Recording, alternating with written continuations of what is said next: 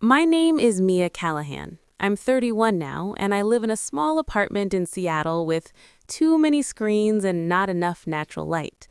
A few weeks ago, I was standing in the hallway of my parents' house, holding a half-empty mug of coffee that had gone cold, when I heard my dad's voice drift out from the living room. He didn't know I was there. Your brother's in-laws are old money. They're elite. Mia, she's just too awkward. She'll humiliate us. He said it like I was a glitch in the family photo, something to be cropped out before anyone important saw the picture. My older brother, Lucas, had just gotten engaged to Sophia Evergreen, the Sophia Evergreen, heir to Evergreen Luxe Resorts, the kind of woman who shows up in society pages wearing dresses that cost more than my annual rent. And suddenly, my quiet life of spreadsheets, late-night data dives, and fixing broken booking systems was a liability. They didn't care that I'd spent the last year quietly pulling hotels back from the edge of collapse. To them, I was still the girl who asked too many questions at dinner, who never quite knew which fork to use, who made people uncomfortable just by existing in the room. So while they were packing designer suitcases for the big New Year's Eve engagement party at one of the Evergreen flagship resorts, I got the message loud and clear. Stay home. Keep things simple. Don't show up. They didn't want me anywhere near those people. What they didn't know, what none of them knew, was that those same elite in-laws had been emailing me for months, under a different name at first, then under mine. They trusted my numbers to save their entire business. And on the night they tried so hard to hide me, those in-laws ended up staring at a framed photo on their own wall, recognizing my face and saying my name out loud in front of the entire room. Have you ever been treated like the family secret only to find out you were the one holding all the power the whole time? Stay with me, because the way this night flipped from shame to something else entirely is something you'll want to hear until the very last word. So yeah, that's how the night started for me, not with fireworks and champagne, but with the quiet sting of being erased from the picture before the picture was even taken. I didn't grow up thinking I was the problem, at least not at first. As a kid in our quiet suburb outside Seattle, I just thought I was different. While the other children at family barbecues chased each other around the yard or begged for seconds on s'mores, I was usually off to the side at the picnic table, counting how many hot dogs disappeared from the grill, or trying to figure out why my uncle always left early with the same tight smile on his face. I asked questions, a lot of them. Why do you keep putting money into that stock if their debt is 3 times their assets? Why do we say we're fine when mom's working double shifts at the hospital? The adults would laugh at first, kind of nervously, then the laughter would fade and someone would change the subject. My parents, Robert and Diane Callahan, would pull me aside later, voices low but sharp. Mia, honey, can you just be normal for once? Smile, talk about school, don't interrogate people. Meanwhile, my older brother Lucas was everything they dreamed of in a child. He knew exactly when to laugh at the right jokes, how to compliment someone's new watch without sounding fake, when to ask about golf scores like he actually cared. He was smooth, effortless, the golden child. I still remember his high school graduation dinner. I was standing too close to the waiter, asking him how much he made in tips on a night like this, how the restaurant split the service charge, and somehow I bumped into a tray of marinara sauce, red, splattered across a guest's white linen dress like blood on snow. The whole table went dead silent. My mother's face turned the exact color of the sauce. My dad grabbed my arm, hard enough that it left faint marks, and hissed through his teeth, "This is exactly what I mean, Mia. You don't belong in these settings." After that, I stopped trying to belong at their kind of parties. I just retreated into numbers, into spreadsheets, into the one place where questions weren't rude, they were useful. In high school, I taught myself Excel for fun. By college, while everyone else was posting stories from house parties, I was running A/B tests on website layouts for a tiny bed and breakfast that couldn't afford a real marketing team. I majored in business analytics and computer science, and I discovered something magical. I could take messy, chaotic data and turn it into clean, honest answers. Hotels started finding me with the same problem: too many empty rooms, not enough guests. I'd sit in my dorm room at 3 a.m., tweaking price points and ad targeting until the occupancy graphs finally curved upward. Back home, though, none of it mattered. When I told my mom about my first real client, she gave me that polite smile and said, "So, you're still doing that online thing from your laptop?" My dad waved it off. "It's temporary. She'll get a real job eventually." Meanwhile, Lucas went straight into corporate law after college, joined a big firm in downtown Seattle, and became the pride and joy all over again. At family dinners, if I showed up in jeans after a 12-hour day consulting for 3 different boutique hotels, my mom would whisper, "Could you at least pretend you're not working from your bedroom?" Eventually, something in me just broke. If they were never going to see my value in their rooms, I'll build it quietly outside of them. I registered my own little consulting business, Callahan Insights, and started saying no to the parties where I knew I'd end up being the awkward footnote. I chose data over dinner tables, dashboards over small talk, and while they were busy polishing Lucas's image for the world, I was learning something they had no idea about. In the right hands, numbers don't just tell stories, they change fates. The question was, what would happen when my numbers finally collided with their obsession with appearances? The first time Evergreen Luxe Resorts came into my life, it wasn't because I went looking for them. It was because someone else was desperate. I was in my apartment one rainy Seattle afternoon, rain tapping on the window like it was trying to get my attention, half asleep over a spreadsheet, when an email popped up. Subject line, urgent, luxury resort chain in freefall. Help? A small agency I'd freelanced for before was panicking. Their client had seen bookings crash hard after the pandemic. Big marketing budgets, even bigger expectations, and the last firm had basically set a 7-figure bonfire with nothing to show for it. That client was Evergreen Luxe Resorts. A few hours later, my phone rang. No video, just voice. "This is Alexander Evergreen," the man on the other end said. His tone was calm, but you could hear the frayed edges underneath. "We've been told you can pull numbers out of a fire. Our connection is terrible right now. Let's keep this audio only." That was perfect for me. I liked not being seen. Over the next hour, he laid it all out. Their flagship properties were sitting half empty.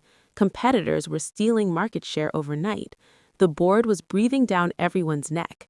We need someone who actually understands data, not just slides with pretty charts. Can you dive in? Tell us what's broken and fix it? I should have been intimidated. A massive luxury chain, old money, the kind of brand my parents would frame articles about. Instead, what I felt was clarity. This was just a bigger version of the same puzzle I'd been solving for years. Small inns, boutique hotels, places that couldn't afford mistakes. I asked for access. Booking systems, ad accounts, website analytics, everything. Within days, I was knee-deep in years of numbers, spotting things their team had somehow missed. Pricing was static in a world that had gone dynamic. Ads were targeting the wrong demographics in the wrong cities. The mobile checkout form was a nightmare. Guests were abandoning carts at the last second like it was on fire. So I built a plan. We tested dynamic pricing that shifted by tiny percentages based on real-time demand, seasonality, even local events. We killed half their useless ad campaigns and funneled the budget into high-intense search and targeted social. I mapped out new packages, remote work escapes, staycation families, long weekend drives instead of international flights. It was riskier than the safe reports they were used to. I told Alexander that straight up. He paused on the line, then said, "If your numbers are right, we've got nothing left to lose. Go ahead." For the first round, I even put part of my own fee on the line, performance-based. If it failed, I'd walk away with almost nothing. If it worked, we'd both win big. The first month, the grass twitched upward. The second month, they bent hard. Bookings climbed, revenue followed. The board finally eased off Alexander's back. He called me one late evening, voice lighter than I'd ever heard it. "You have no idea what you've done for us, Mia. We're putting together a wall of impact at the flagship resort. Case studies, photos, the whole thing. We want your face on it, your name, everything." I laughed, quiet, awkward. I'd rather stay behind the scenes, honestly. But I sent a professional headshot anyway, just in case. A few weeks later, they emailed me a mock-up. My photo was there, in a clean gold frame, caption underneath, "Growth and Data Strategist, Mia Callahan." The description summed up the turnaround: dynamic pricing overhaul, demand-driven campaigns, full recovery from the post-pandemic slump. I closed the file before I could overthink it. To me, it was just another quiet win. No one at home needed to know. What I didn't realize then was that the same revived resort empire would soon host a glittering engagement party. And at that party, my polished older brother Lucas would meet Sophia Evergreen, the woman my parents would fall in love with long before they ever really saw me. Lucas called me about 3 months after that first big turnaround with Evergreen. His voice had that bright, polished edge I knew meant he was leveling up again. "Hey, you free for coffee? I've got news." We met at this sleek little spot downtown. Concrete floors, overpriced oat milk lattes, the kind of place where everyone looks like they're closing a deal. He walked in wearing a tailored suit on a Saturday, that easy smile already in place. I could tell before he even sat down that whatever he was about to say would make our parents very, very proud. He didn't waste time. "I'm engaged," he said, dropping the word like it was a trophy he'd just won, "to Sophia Evergreen." The name hit me like a glitch in my brain. "Evergreen? As in Evergreen Luxe Resorts?" I asked, keeping my voice careful. "Yeah," he said, eyes shining. "Her family owns this insane luxury empire. They do charity galas, political fundraisers, the whole thing. Dad is losing his mind, in a good way." I forced a smile. I'd spent months inside that empire's numbers, pulling them back from the brink, but in Lucas's world, I was always 10 steps behind whatever image he was building. "That's amazing. I'm happy for you." We talked for a while about the proposal on the beach at one of their properties, the ring, vintage, 3 carats, obviously, and how Mom cried happy tears for the first time in years. Of course our parents were thrilled. This was the gilded door they'd always wanted to walk through. It wasn't until he finished the story that his expression shifted, like he'd been saving the uncomfortable part for last. "So, there's a New Year's Eve engagement party," he started, tracing the rim of his cup, "at the flagship resort in the mountains. It's going to be huge. Her parents are inviting donors, business partners, a few politicians. Big deal." I nodded, waiting for the part where he'd ask if I needed help with flights or what to wear. Instead, he cleared his throat. "Look, Mia, I think it's better if you sit this one out." I stared at him. "Sit it out? It's your engagement party." "It's a very particular crowd," he said slowly. "Sophia's parents, their friends, they're used to a certain environment. You know, how you get in those situations." "How I get," I repeated, my voice sharper than I meant it to be. He lifted his hands like a shield. "You ask those heavy questions. You make people uncomfortable. You don't really play the game. Dad thinks it might be too stressful for you." "Too stressful for me or too embarrassing for you?" He winced. That told me everything. "Mia, we only get one shot at a first impression with her family. They're elite. They're used to certain manners, certain optics. Mom and Dad are already nervous. They think it's safer if you don't come." Safer. Like I was some unpredictable storm that might ruin his big night. I laughed, but it came out flat and hollow. "So I'm not invited to my own brother's engagement party because I don't fit the optics?" He couldn't meet my eyes. "It's not like that. We'll do a smaller family dinner later, just us. You know I love you, right? This is just strategy." When I got home that day, my parents were in the living room, voices low and urgent. I stopped in the hallway, unseen. Your brother's in-laws are old money, Dad was saying. We can't risk Mia rambling about profit margins or calling out someone's business model. She'll humiliate us. Mom sighed. She doesn't mean to, Robert, but this could be Lucas's doorway into something better. We can't let her ruin it. The words landed like a quiet slap, harder than any I'd felt as a kid. Upstairs, my laptop was still open to the latest dashboard for Evergreen Lux, the same logo that would be embossed on every invitation to Lucas's perfect New Year's Eve. They were terrified I'd embarrass them in front of the very people whose fortunes I'd helped to rebuild. I closed my eyes and took a slow breath. Fine. If they wanted to hide me, let them. They had no idea how small their version of this story really was. New Year's Eve arrived faster than I expected. The week between Christmas and the 31st felt like floating in some strange limbo. Everything slowed down, the world holding its breath, while my family buzzed around the house like they were preparing for a coronation.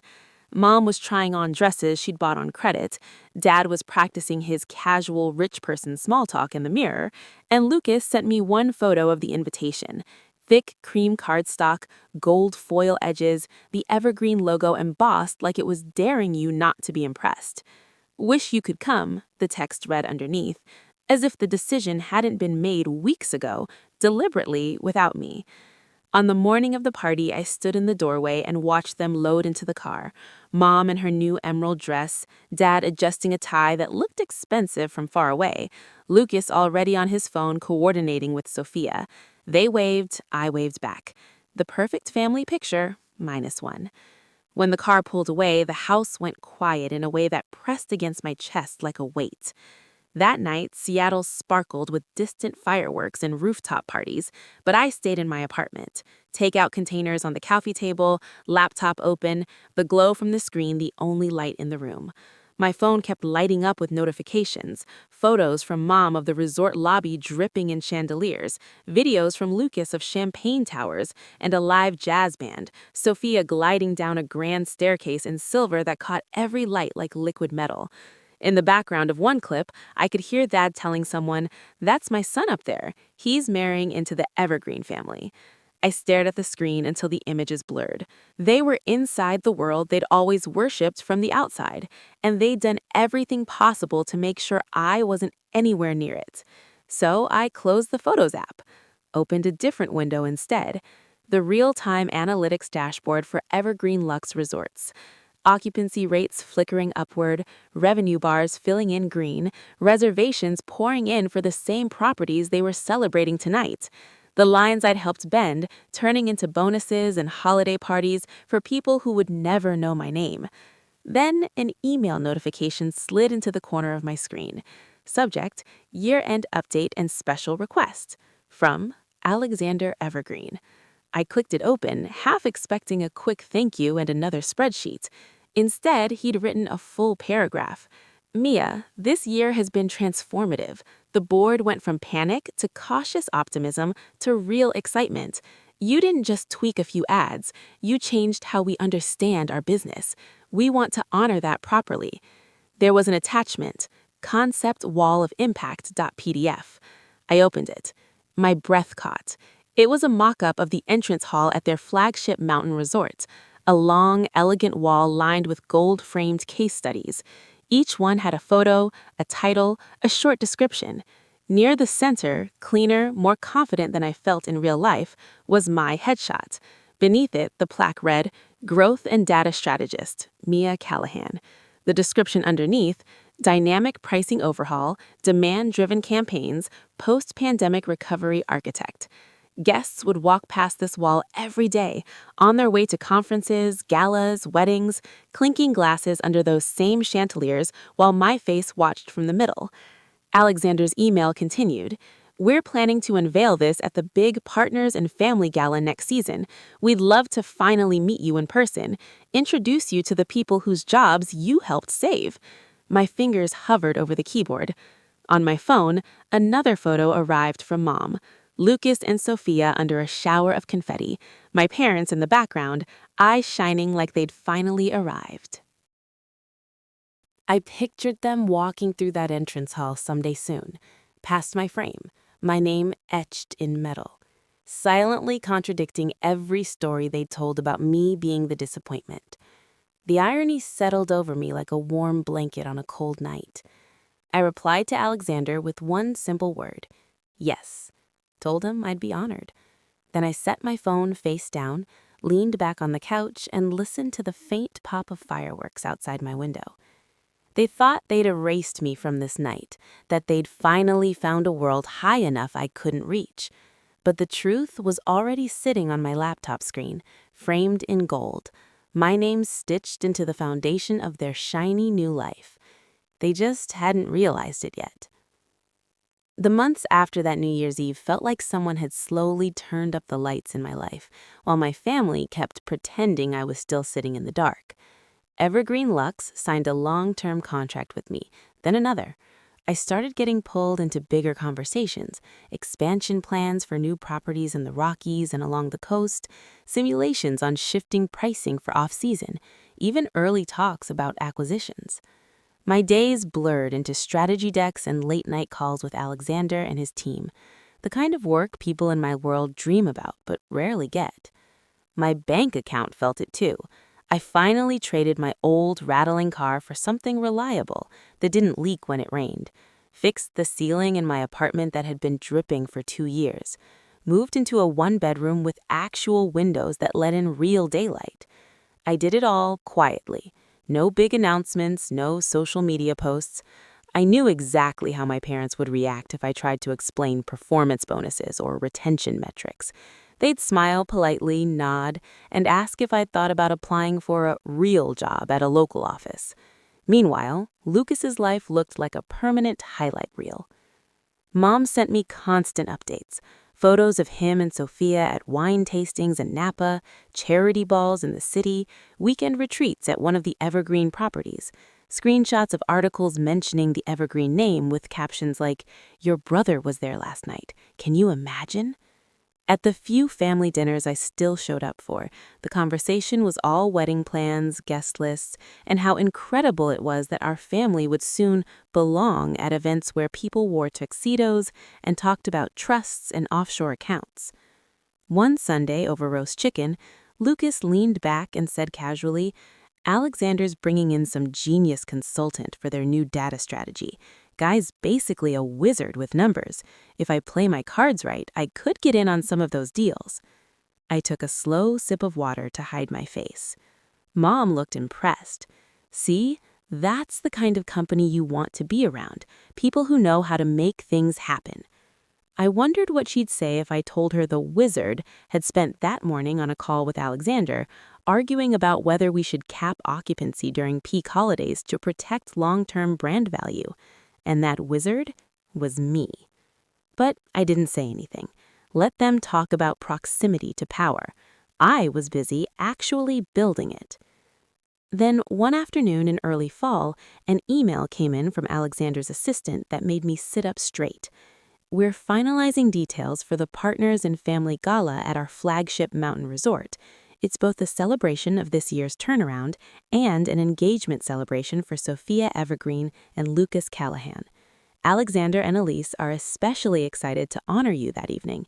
They'd like you front and center when we unveil the Wall of Impact."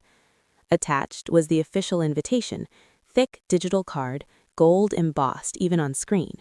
My name was printed near the top under Strategic Partners. Lucas's name sat lower down under Family of the Groom. For a second, I just stared. I hadn't heard from my parents about this event yet, but I could already picture the conversation. They'd brag about being invited to an ultra-exclusive gala at Sophia's favorite resort, how limited the guest list was, how only the right people got in, and somewhere in there, they'd quietly plan to keep me out of the picture again. The difference this time was simple. The Evergreens weren't inviting me as Lucas's awkward sister. They were inviting me as the person who changed the trajectory of their entire business. I called Alexander to confirm. His voice was warm, genuinely excited. "I can't wait for them to see their faces when they realize the person behind those numbers is real." I hung up, leaned back in my chair, and let the irony sink in deep. My family spent an entire year trying to manage me out of their perfect narrative, convinced I'd embarrass them in front of their elite in-laws. But at this gala, in that glittering mountain resort, there would be no hiding me.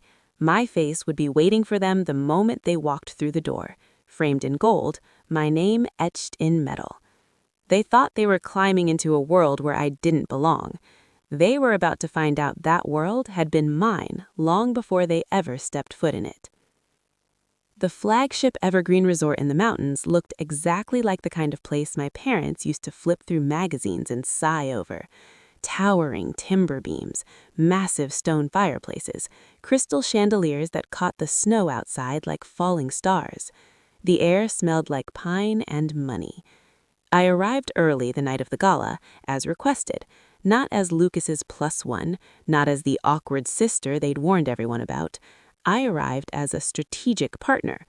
The coordinator at the entrance handed me a badge, simple black letters on matte gold, Mia Callahan, Strategic Growth and Data Strategist. Seeing it pinned to my dress made something twist quietly in my chest. For once, my identity wasn't being shrunk down to she does some computer thing from home. Inside the grand foyer, the wall of impact stretched along one entire wall. Soft lighting, elegant gold frames, each one telling a piece of the company's comeback story. Mine was right near the center. My photo looked back at me, calmer, more certain than I felt standing there in real life. The plaque underneath read exactly what Alexander had promised. Guests were already milling around, board members, donors, department heads whose jobs were on the line until the numbers turned. Alexander and his wife Elise found me almost immediately, all genuine smiles and warm handshakes. I talked shop for the first hour. Future expansions, shoulder season strategies, even laughed at a CFO's dry joke about forecasting doom. I forgot, just for a little while, that my family was coming. Then I heard my mother's voice floating in from the lobby, high, nervous, trying too hard to sound sophisticated. "Oh my goodness, Lucas, look at that chandelier. It's breathtaking." I turned just enough to see them enter. Dad in a suit that suddenly looked a little too shiny and off the rack under all that ambient glow. Mom clutching her small evening bag like it might run away if she let go. Lucas and Sophia walking ahead, arm in arm, like they'd been born into this world. My first instinct was old. Shrink back, step behind someone's holler, disappear into the crowd like I always had. But the staff had been briefed. One of them stepped forward with a polite smile. "Miss Callahan, Alexander would like you close to the wall for the announcement." So instead of hiding, I found myself standing just a few feet from my own framed photo as my family crossed the foyer. They didn't notice me at first. Their eyes were on the architecture, the people, the promise of what this night meant for them. Elise gently tapped her champagne glass. Conversation softened to a hush. "Thank you all for being here tonight," she began, voice clear and steady. "This evening is about family, partnership, and the people who held this company together when everything looked impossible." She gestured toward the wall. "Over the past year, we created this to remind ourselves that numbers aren't just charts. They're people. People who changed everything when we needed it most." She stepped closer to my frame, smiling. "One of those people has become very dear to us. This is Mia Callahan." The floor seemed to tilt for just a second. My parents froze mid-sentence. Lucas's head snapped toward the sound of my name. Elise read the plaque aloud, slow and proud. "Growth in Data Strategist, the mind behind the turnaround that kept these resorts alive when travel had all but stopped. You have no idea how often we've said her name this year." She turned, following the line from the frame to where I stood. Her eyes went wide, delight, surprise, realization all at once. "Mia," she said, then louder, full of warmth, "Mia Callahan, you're here." Heads turned. Dozens of people looked from the photo to me, then to Lucas, then to my parents. The silence that followed was louder than any speech. Alexander stepped up beside Elise. His gaze landed on my family with the kind of professional politeness that had just sharpened into something else. "You never told us your daughter was our Mia," he said directly to my parents. Dad opened his mouth, closed it, looks like he wanted the marble floor to swallow him. Mom stammered, We didn't realize you knew her like that." It was people who had seen the results, people who valued them, people who didn't care if I wore the wrong dress or asked weird questions, as long as I showed up with a clarity that kept their lights on. Standing there under that soft golden light, I finally understood something I wish someone had taught me years earlier. The most powerful revenge isn't dramatic or cruel. It's choosing to stop handing your worth to people who only know how to discount it. It's letting your success speak in rooms where they never thought your voice would be heard, and refusing to dim yourself just so insecure people can feel tall. If your family has ever made you feel like the extra one, the one who needs to be managed, hidden, or fixed so everyone else can shine brighter, I want you to hear this. Really hear it. Their inability to see your value does not erase the value itself. You are allowed to build a life that honors who you are, even if that means creating distance from the people who taught you, maybe without meaning to, that your light was too much, too strange, too inconvenient. You're allowed to love them and still say no when their expectations start to crush you. You're allowed to stop begging for a seat at the table and start building your own. In the end, my parents had to walk past that framed photo of me every time they moved through the resort that night, my name etched into the wall of the world they'd always worshipped from afar. They were the ones shrinking now, avoiding eye contact, rehearsing apologies they weren't quite ready to say out loud. I just kept walking, shoulders back, finally understanding that the real glow-up wasn't getting accepted by them. It was learning to accept myself first. And if you've ever been the one they tried to hide, the awkward one, the question asker, the data nerd in a room full of small talk, I hope my story reminds you that you're not alone. You never were. Sometimes the most healing thing isn't a dramatic confrontation or a perfect apology. It's realizing you were never the problem. You were just waiting for the right room to show up in. So tell me in the comments, have you ever had to distance yourself from people who couldn't or wouldn't see your worth? Maybe your story will be the quiet light someone else needs tonight. Thank you for listening all the way through. I'm Mia Callahan, and I'm finally done hiding.